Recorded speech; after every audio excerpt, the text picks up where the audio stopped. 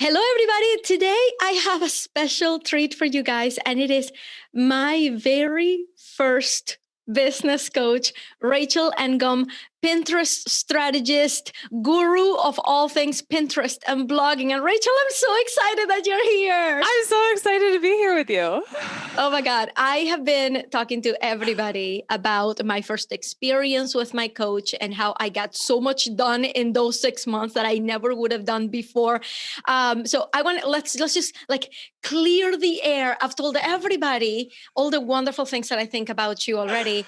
Can you tell everybody what it was like to work with me? Oh my gosh, you're so fun and a worker, like a doer. And so you're so coachable. And so I remember telling my mom, I was like, I get to talk to Ina and coach her. Like, you're just a gift and you were a privilege to work with. And it's been so fun to see how you've just taken massive action and to see where you are today. So I love you. Thank you, Rachel. I love you too. And I can't wait to tell everybody your story because I haven't had anybody on the podcast yet who started out in MLMs. Mm-hmm. So first of all, who are you and what do you do? Let's start there. Introduce yourself. I'm Rachel Ngom. I help purpose-driven entrepreneurs get more leads and sales with Pinterest, blogging, online courses. That's who I am, what I do. I also have 2 children and I've been married for 10 years. And one of the kids is right there. She's 6 months old in a stroller. So she's going to stay quiet and she's going to be a perfect angel.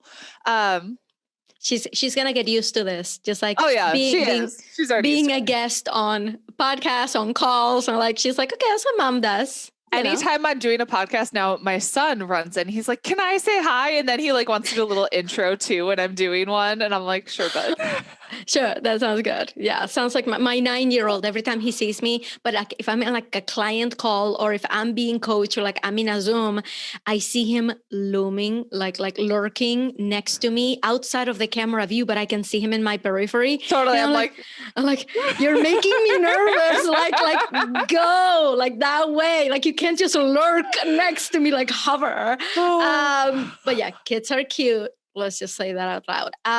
And people can't see this over the podcast, but I think people need to know this, that they need to go out and check your Instagram because they need to see a picture of your family. You have a multiracial family. Mm-hmm. And it's just like, it makes me cry just looking at it because it's just so beautiful just to see like the gamut of colors just in your nuclear family. Can you tell us a little bit, if it's not too controversial, what has it been like, in this year, in 2020, the year of Black Lives Matter? Mm-hmm. Tell me how your family is doing. How did that affect your family, if anything at all, if you're comfortable sharing? Oh, totally. I've done podcasts on it and emails. My husband's fine. He's been apparently used to being treated differently because of his skin color. And just he's so used to it that he never even brought it up until I asked him when this is all going on. And he shared his experience of walking around our neighborhood and greeting people and they ignore him. It's just made me more aware of what's happening. Yeah. I cried a lot, to be totally honest. And it made me just realize America is still so broken, right?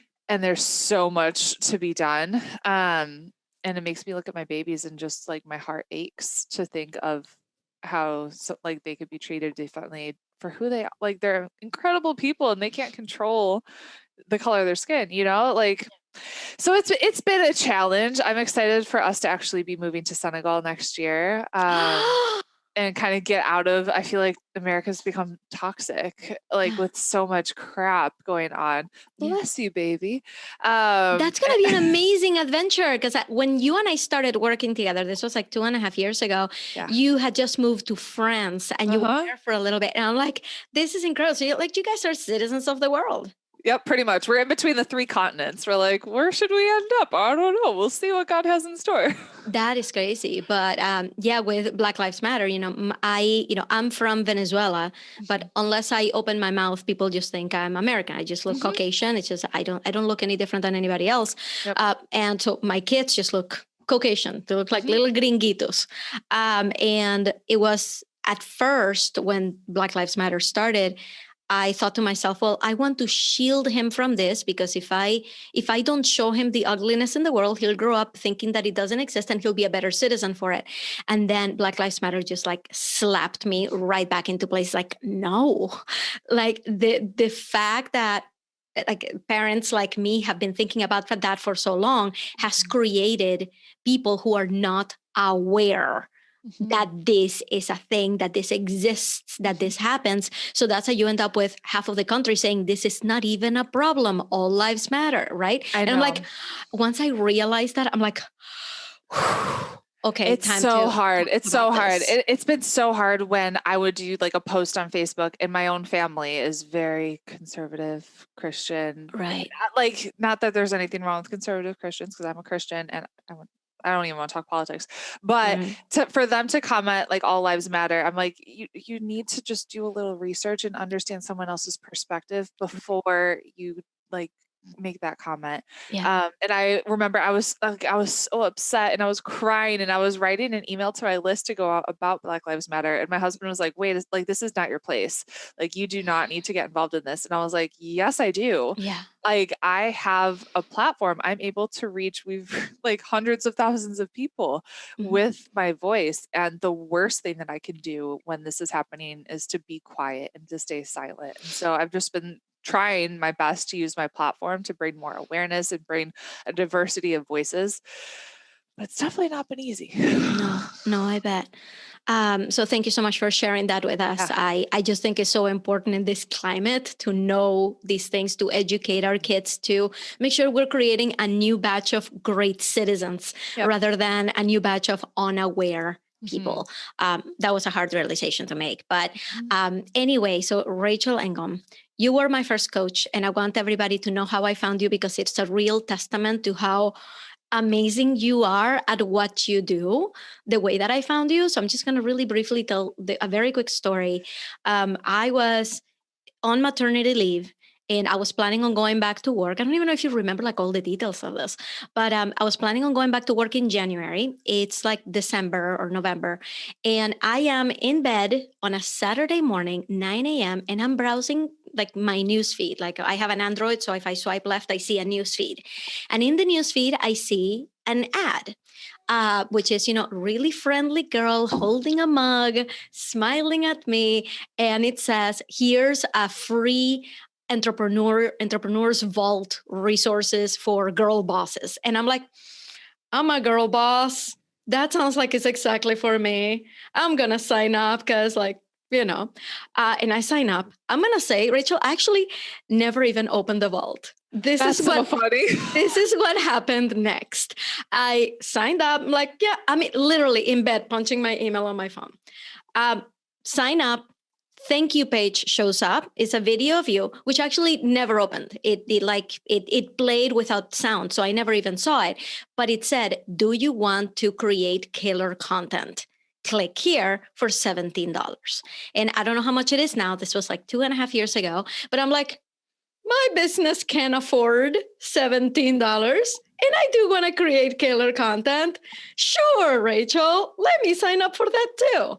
I sign up for Create Killer Content, which, by the way, I did take, and it was incredible. Awesome. So much value on those $17 that it was. But after I signed up for Creating Killer Content, I stopped because I had been studying online marketing for 3 years, right?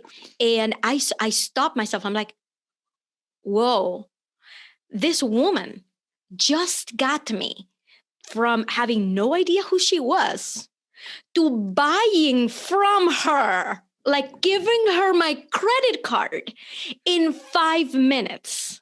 That's what it took. So I had to know what you did. And at this point, I'm going to confess, I had been studying online marketing, but I still had not run into the coaching industry because I was following people who don't do coaching, who just teach courses or things like that. So I sent you an email. I just replied. I'm like, whoa, how did you do that? How? You have to tell me how you did that. And you're like, let's get on a call. And I'm like, sure, that is so nice. So we got on a call. You listened to me. We talked. And you told me at the end, it's like, by the way, did you know that helping people do this, like start their businesses online, is what I do? I'm like, oh, no, tell me more. And you told me more. And that is how I found you. It wasn't until 2 months later, I told her, like, I need to think about this. I've never worked with a coach before. I am very smart. I'm very resourceful. I don't need this, right? So I just said, I need time. I'm going back to work. I don't know what the schedule is going to be like with the baby. I'll get back to you. I subsequently get majorly screwed over at work, and I decide to quit. And I called you 2 months later in January, and I'm like, we're doing this. So I consider February 8th, which is the first day that we started working together, that was the birth of my business. And it's just been everything since then. So what is your first reaction to that? Because you were on the other side. What was your experience of that? I'm just so impressed that you know the exact date of when we started working together. And that's like your birth of your business. It is. I celebrate it. It's like, touches me so deep inside. You have no idea. Yeah. Because from my perspective, I'm just doing my thing. Like, I'm doing my work and I'm loving what I'm doing, and I'm trying to attract my dream client, which obviously I did because it found you.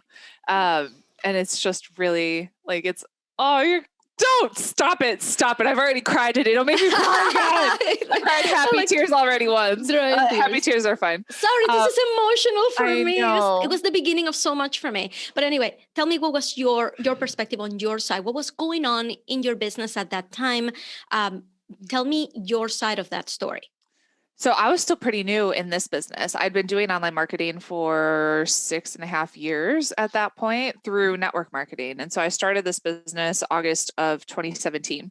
Mm-hmm. And I was doing blogging, Pinterest, and I was still running my own Facebook ads. So the Facebook ad that you saw, I did that, which is funny because I haven't done my own Facebook ads probably since then. Yeah. So it's kind of cool to hear that I was actually created good enough copy and stuff that grabbed your attention and like really stood out to my dream client. So that's cool. And it's also funny to me that you didn't even see the video of creating killer content, and you were just like sold. And to hear your thought process of like, wait a second, what did she just do? Mm-hmm. How did she do that?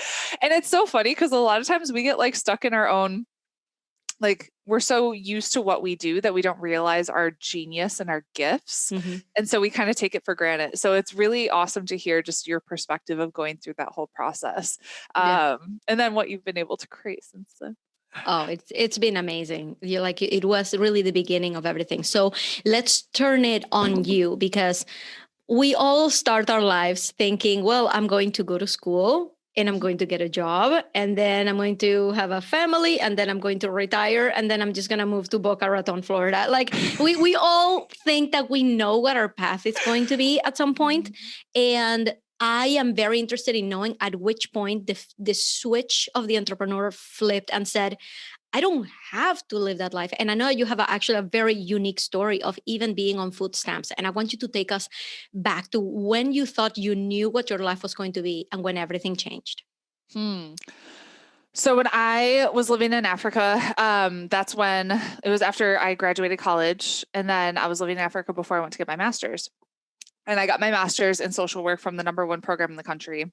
And it was when I was getting my master's that I found Beachbody and P90X. And I was like the biggest advocate. Oh my gosh. Like, I would tell anyone and everyone about this program. I was so obsessed, started drinking Shakeology, and I was like a walking billboard for the products. And someone was like, did you know you can actually become like a distributor and become a coach for this? It's like, no. So I did. And I ended up being able to make like less than $500 a week. My mom was my first customer. She's incredible. And it was like, in my head, this is what I wanted to do. I was like, I love this. I didn't even want to finish grad school because I like started Beachbody when I was doing grad school. And I was like, do I have to finish like halfway through? And my mom was like, you better finish. Don't even think about not finishing. As a very good mom must say, you know? Exactly. So I finished, we moved to Florida, and I couldn't find a job with that master's in social work. I'm wondering if like subconsciously I was like trying not to get a job, even though I was putting out applications, but like nothing was working. Everyone wanted me to have paid work experience. And I had so much internship experience living in Africa and creating programs and all this stuff, but it wasn't going to cut it. And it was like I wasn't making enough through network marketing to like sustain us. My husband just started his business, and it was when we had our son that it was like things really went downhill. It was like after we bought our house, we had the mortgage, my husband had the business, we weren't making ends meet. And that's when we were really struggling financially. And it was like, something needs to change. Like I need to do something. And I was trying all these different things to grow my business. And it was when this one program came out called Soho from Sandy Krakowski. And it was like $450 a month for 6 months, which was like $1 million a month for us back then. Like it was so expensive. And I just remember like she was going to teach social media and like Facebook and Instagram. And I was like, I need this. And I had this feeling in my gut, like in my soul, that I had to do that program. And I remember going to my husband, just tears of like, I feel like I need to do this. I know it's really expensive. And he was just like, do it. I believe in you. And it was that program. Like I was the best student. I showed up. I did everything they told me to do and more. And that program helped me grow my Facebook and Instagram following to over 70,000 followers combined, and to go from $20,000 a year to $100,000 a year within 2 years. And that was when I was like, okay, like I get it. And I knew I was. This was still in Beachbody, like your product was Beachbody. Yep, it was all in Beachbody. And that's where I was like, I'm an entrepreneur. Like I couldn't picture myself getting an actual job at that point. Right. Yeah. And so at this point, you have a family, you have a son, you're like, I am done with social work. Actually, a lot of people think that, when you switch to entrepreneurship, you're starting from scratch, but like, as a social worker, there's certain people skills that you need to have and to hone, and that you've been able to turn over into coaching, right? Yeah, for sure. And we also started a nonprofit. And so I'm able to use like all the social work skills and everything for our nonprofit and for future projects that we do in Senegal. So it's not all like wasted. Right. To good use. So you're in Beachbody, $100,000 a year. That's a job. That's like a well-paying job, right? Things are great. And then what happened? The company completely restructured. So they went from DVDs to digital. And when that happened, my income was cut in half. And it was like, crap. And I was working harder and harder and harder. And my income kept going down and down and down.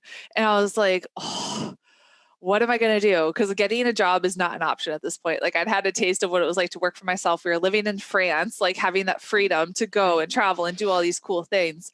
And I was like, So that's when I hired a business coach and knew I wanted to do my own thing. And she was a huge financial commitment. It was $2,000 a month to work with her when we were making $4,000 a month with Beachbody. And so again, I'm very much invested. I have skin in the game. I need to show up. And I was the best student again, and applied like she told me to do something. I did it. Like I was all in. And that first year we did $430,000 in sales. And we've been able to impact over 4,000 students since we started this business. That is incredible. Can you tell us, I'm going to just take a little break so you can tell us a little of what your programs actually are, like how you are making this money. What is it? What are your offers? Let's take a little break and talk a little bit about that. Core offers Pin with Purpose. So we have an online course that teaches people how to use Pinterest to get more leads into their business. Activate is our 12-month group coaching program. We're teaching people how to start, grow, and scale an online business from the ground up. So we're teaching online course creation, lead generation, scaling, all webinars, like all of that. I also do private coaching, Pinterest management, and then we have like creating killer content, our baby offer, affiliate sales. Those are like the core things, I would say. There's probably other stuff I'm forgetting. Okay, so let's go back to when you and I started working together. This was the first 6 months of your business. And I want everybody to understand what are the ups and downs that entrepreneurs encounter, right? I think that the worst thing that could happen is that we close our podcast and everybody walks away saying like, but things worked out so perfectly for Rachel that, like things are just bombing for me all over the place. This must not be for me. So I want to hear about like the good, the bad, and the ugly. I want to know what were the ups and downs, and if there's any stories that come straight to mind that you were like, that's not what I expected, and how you handled it. Yeah. So let's see. Downs. We had Pin with Purpose going evergreen, and it was really good. So we had an evergreen webinar selling that course and decided to live launch it. Mm-hmm. And when you live launch an evergreen webinar, I did not know, but it like screws everything up. So our live launch numbers were not as good as they normally are. And then our evergreen webinar tanked. And so it took time to like actually get that back up and running. Tell me more about that. So for everybody who's never even heard the term evergreen, so you have a course. At this point, had you had an evergreen process for people to sign up for it, then why were you doing a live one? Can you tell us a little bit more about that strategy? I don't know why I decided to do a live one, because looking back, I'm like, that was stupid. Maybe cash injection, maybe just to do a launch. I should have launched a different program. So yeah, that was dumb. What is your evergreen process for people to sign up for Pin with Purpose? Yeah. So you register for a webinar, you attend the webinar, and then on the webinar, we sell Pin with Purpose. Okay. And they find out about that webinar, which is an automated evergreen webinar. They find out through Facebook ads. Mm-hmm. Yeah. I mean, you could join, like we talk about it on the podcast. We talk about it in a lot of different places where you could opt in through our email nurture sequence, but we run Facebook ads directly to it too. Yeah. So you decide, well, I guess I should do a launch. I'm going to launch Pin with Purpose. And launches are not a cakewalk. I mean, there's a lot of emails you have to set up. There's the ads, there's the everything. Can you tell us what that process was like, what you were expecting and what you ended up getting? So it wasn't as hard as like a first time launch because we'd already done it before and I had a team in place. So it wasn't as much work on my end. The last time we did a live launch of it, we did $50,000. And then when we did this launch again, we did about $50,000. But I was expecting to do more since we'd done it before. And I think our numbers were higher. Like we had more of an audience and everything. And we had so many student testimonials. So I was just expecting it to do more. Yeah. So, okay, you are the Pinterest guru. And I'm going to tell you right now, because we haven't talked about Pinterest in this podcast, people think that Pinterest is for bored housewives looking for recipes and organization tips. I've been on groups where I have said, hey, I actually get the most of my traffic from my website from Pinterest. And I don't even spend any time on Pinterest. I just have like an automated thing that I do for Pinterest and that's it. But I spend no time on Pinterest and that's where my traffic is coming from. Cool. And I heard somebody in the group that I was in tell me, oh yeah, like especially women. I'm like, no, you guys got this all wrong. So I want you to tell me, because you took this program that was teaching about social media. I want to know the story of how you honed in on Pinterest. Yeah. So I was using Facebook and Instagram to get new leads into my network marketing business, and it was working so well. And then Zuckerberg changed the algorithm and it just stopped working like it used to. And as an entrepreneur, you have to figure out, how can I pivot? How can I pivot? COVID has taught a lot of us that. How can I pivot? And so instead of saying, crap, I'm screwed, I said, all right, what can I do? And so I focused on blog content and putting it on Pinterest. And I didn't have this huge elaborate strategy behind it, but I noticed I was getting more traffic to my website. And I was like, where are these people coming from? Is Facebook working again? And I was like, nope, 34,000 people a month coming from Pinterest. So I was like, I think I should lean into this. Yeah. I think like I should do a little bit more of this and work on it a little bit more. So that's kind of how it started. So it's really weird because people think that Pinterest, you post on Pinterest for people who are on the Pinterest app.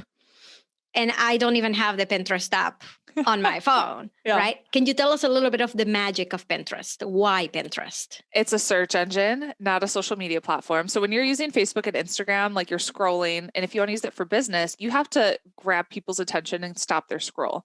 Like they're there to connect with friends and family, right? So with Pinterest, they're there different, like for a different purpose. They're there usually like researching before they do a shopping decision, and they're actively searching out something. And so if you can understand search engine optimization and keywords, you can actually show up for what they're searching for. And that's what makes it really powerful. Also, that it works over time. So that fitness business that I haven't touched in 3+ years still gets traffic from Pinterest and still makes sales from that blog from Pinterest, which is crazy. Not to mention that when people search in Google, they see the Pinterest results there. Yes, pins show up on Google Images, which is just crazy. Right? So it's not just like people who are just browsing in the app. It's like people who are just searching period. So you're like, okay, let's lean into this and see what happens. And just traffic just kept coming. I am actually really interested in knowing more about the evergreen process because a lot of people who are listening, like me included, I spent an entire year coaching people one-on-one. I created my methodology. I created my program. And this year, huge milestone, I finally have my evergreen program that I can sell that anybody can buy at any time. So if I'm the student, right, and I'm like, okay, it's time to create my evergreen funnel. And for anybody watching on video, there is TJ. Hi, TJ. He can't hear me because of the headset. You can say, but you have to be on your best behavior, okay? You can say hi. Hello. Hello. This is life. No, that's life. It's mom entrepreneurship. Exactly. So now that I have my program that I can sell at any time, I could go with Facebook ads and create it there. I could launch this 5 times live and then try to figure out how to do it evergreen. Like if you were to give anybody advice on like, hey, if you have something to sell, what would you tell them to do to set up that evergreen machine? Because you have done that so well and so masterfully and it just works. I want to know from the expert how you set that up.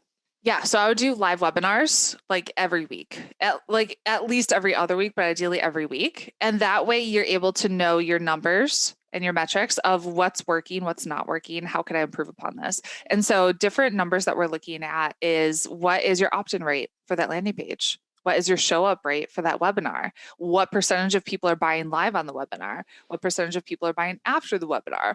What percentage of people are doing pay in fulls versus payment plans? And so there's a lot of things that you want to optimize, which means you need to actually do them live consistently for a while until you're like, all right, I'm happy with these numbers. Like these are as optimized as it's going to be. Then you can make the switch to evergreen.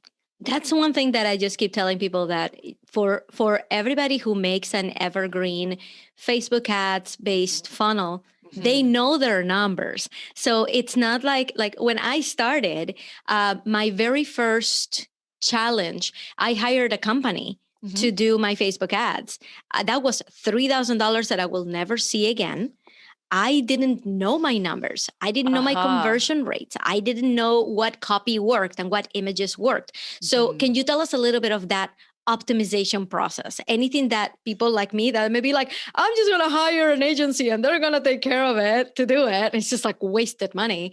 Can you tell us a little bit more about knowing your numbers? Yeah. So when it comes to hiring an agency, some agencies can be great. So like we're working with Emily Hirsch's agency. They're awesome. And they actually help with like numbers and optimizations, but your typical Facebook ad person, they're not going to do that good of a job. So for us, it was worth it to hire a copywriter, to hire a designer and get really good quality things in place so that when we did do paid traffic, it was actually going to pay for itself. Right. So that's really important, that you're like, it's good quality and you know that your opt-in page is converting like 50%. Right. So that's huge, because if your opt-in page is converting at 10%, how much more per lead is it actually costing you? Right. So that's huge. We talked about like the nurture sequence, having a great nurture sequence in place, having your show up ratio be at 30% ideally. So let's say you have 100 people, like 100 leads for this webinar. You want about 30 people to actually show up live for it. And if 30 people aren't showing up live, then we need to look at that nurture sequence and think, what can we do here? Like what changes do we need to make to that nurture sequence or the thank you page or all these places to make sure that that's optimized and people are showing up? Yeah.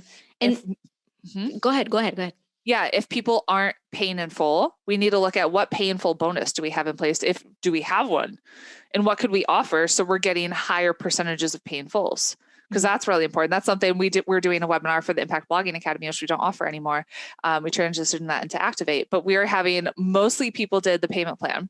And I was like, man, what's going on? And we offered this bonus, 14 ways to make $1,000 in the next 30 days. And when we offered that bonus, 80% of people paid in full. And that I'm like, that's the winner right there. So it's like, you have to just test and try different things. You can test different price points too, to see like, maybe it'll work better at $397 compared to $347. You just don't know. So those are things you just want to test. With marketing, like it's just a testing game. And that sounds so fun to me. Mm-hmm. But I'm gonna tell you one thing. There is so much that I'm doing. And I'm gonna come clean right now. And I'm going to say, Rachel, you were right. I should have. I'm saying it. You were right. Like the first month that we were working together, this was 2.5 years ago, you told me, Ina, stop spending your money over there. Start making your money to build a team because you're going to need help and you need to do that right now. You know when I hired my first actual VA, Rachel? A month ago. Oh my goodness. Are you kidding me? I am here to say, Rachel, Rachel, you were right. You were 100% right. Because now, I have created standard operating procedures for my VA. She's working out beautifully. Great. She has taken so much of my plate that I've kind of become obsessed with like, okay, what else can I give her? What else can I take exactly off? Right? That's what you're going to want to do. You're going to look at, all right, how much more time can I save if I get rid of this? Or just like little things. I noticed like after we were doing our coaching calls for Activate, I was the one that was manually uploading it to like our Google Drive and stuff like that. I was like, I can automate that and get that off my plate and have someone on our team take ownership of that. So you're going to look at everything differently. You're going to be like, I don't need to do that. I don't need to do that. And if I had just listened to you the first month, I would probably be like in the stratosphere right now because I wouldn't have had to do everything myself. So I really want everybody to like walk away with this because they just big lesson that I learned that Rachel was trying to cram into my head. And I'm like, no, Rachel, I'm smart. I'm resourceful. I can do it all. I'm Superwoman. I don't need any of this. Bull crap. Right? Yep. I really needed help. I needed help early on. And I'm so glad that I finally wised up and did it a month ago. But so the way that process has worked for me has been great is I have my Asana project and I have every like single thing that I want that person to do. I have this podcast now where I'm releasing 2 episodes a week. Nice. So I need the help. I don't want to be editing the podcast and publishing it and creating the blog post and creating the Instagram post and I can't. I can't believe you're doing all of that. My gosh. Rachel, I had 100 episodes in my podcast, Trailblazing Out of Corporate Life, and I did every single thing for it. Wow. And I no wonder, like, so when we're talking here about evergreen and we're talking about optimizing and keeping track of things, I'm like, I don't have time for that. Right? Because I'm just booked with things that I shouldn't be doing. So totally. I think that's a real big lesson that I want everybody to take and that I'm taking. I'm going to take this reminder from Rachel that testing is good. So can you tell me, and I don't know if there's more to say about this, but if there is, I want to hear it. What is your approach to testing things out? Do you still test or do you do that like on a launch basis? Like what is your process? Do you have certain times a week that you do it, certain times a month, certain times a year? Like when do you put all this stuff together? It's not as organized as you are. So we're doing webinars right now for Activate. We're starting on the 28th and we're going to do one every week. And so every week until I'm happy with our numbers is what we're going to do. As far as like retesting Pin with Purpose, we could probably do like a retest of that like every couple of months. Like once it's evergreen, it's like you don't want to touch it. You don't want to mess with it if it's working well and it's converting.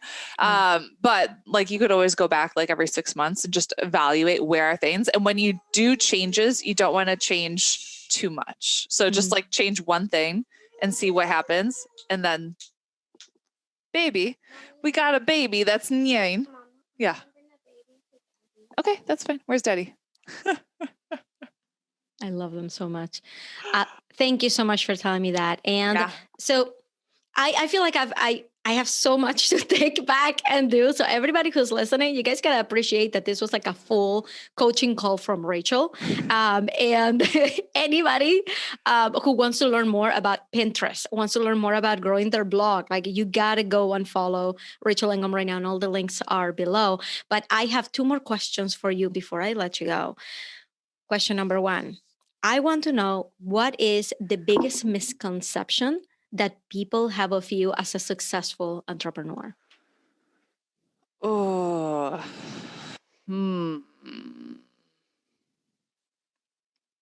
Making me think. Biggest misconception. Maybe that like I'd never have off days or off times because I show up usually as like I'm on it, you know? But I still have, I wouldn't say off days because it's rare that I'm like off for a whole day, but that I'm never like struggling with my own mindset because I do teach a lot about mindset, but I still go through like this past week, there was so much that happened with a lot of my students. Like so one of them attempted suicide, another one her brother died, another one's going through a divorce. And it was like all these things all at once. And like being an empathetic person, I took on all of it like myself. And I was just crying and having anxiety. And I was like, oh, and I've learned so much about mindset stuff that I was like, all right, I'm going to work out and I'm going to like shift out of it and change my energy and change all of this. And I'm working with a leadership coach right now. And he was like, what if you just felt your feelings and be okay with it? And I was like, huh, interesting. Interesting perspective there. So I actually let myself just like cry and feel my feelings and like work through it. And I'm in a much better spot now.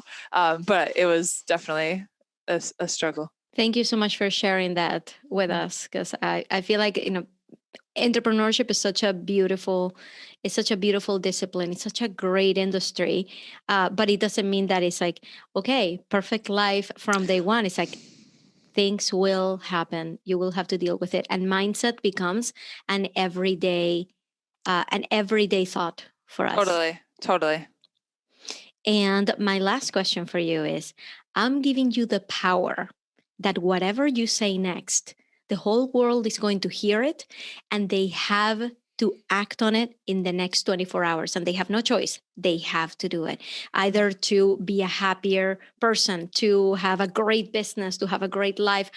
What is it that you're telling the world to do right now? Spread joy to at least one person. So just be intentional and go out and spread joy. I love it. Rachel, I love you so much. Thank you so much for doing this. And please tell everybody how they can find you, how they can follow you.